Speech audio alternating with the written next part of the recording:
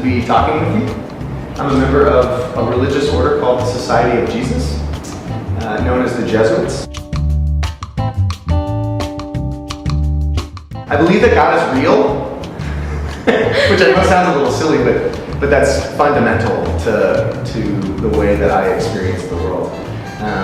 And beyond God's reality, I believe that God labors with me and for me, actively in the world, and that God also does that with everyone else.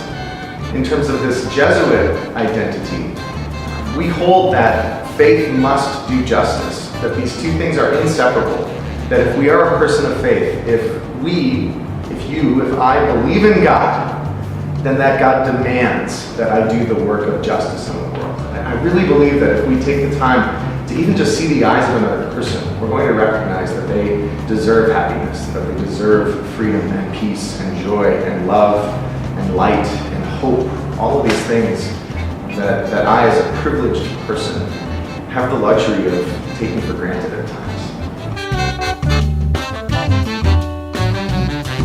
If it is only about me, I am in the absolute wrong place, because I cannot live with myself. We cannot do this thing called life. We cannot be well with one another if we don't at least acknowledge the reality that other people live. If the only way I see my gratefulness, the only way I see the generosity of others in my life, the only way I see my giftedness is through a reflection of someone who doesn't have it, doesn't that seem a little twisted? That seems a little bit raw and sort of untempered to me.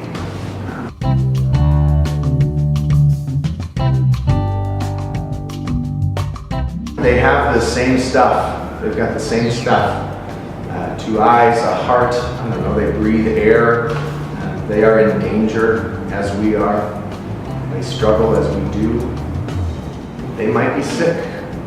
They might be sick. And in particular, these illnesses that we would dub mental illnesses, which are so downcast in society.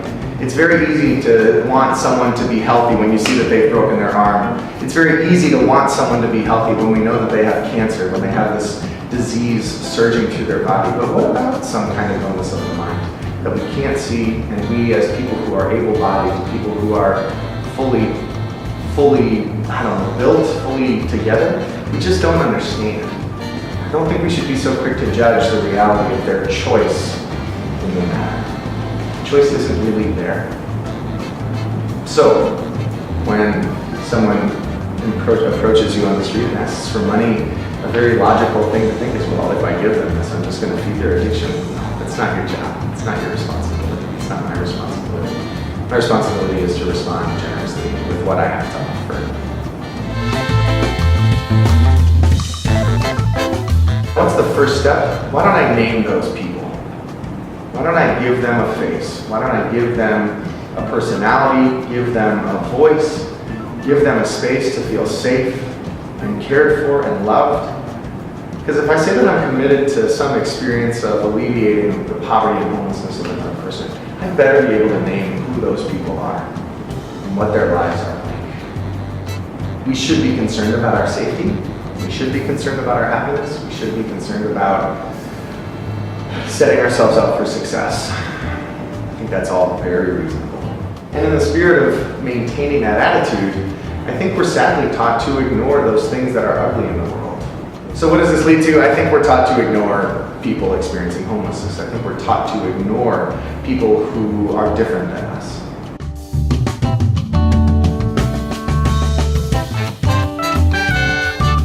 So I think maybe the call that I would offer is a biblical one. Did you know that the most common phrase uttered in the Bible is "do not be afraid"?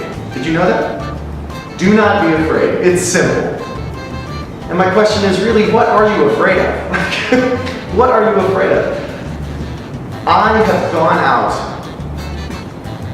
dozens of times at night on Thursdays and met hundreds of different people, and never once really been in danger. Now that's not to say something bad couldn't happen, but greater love than fear, right?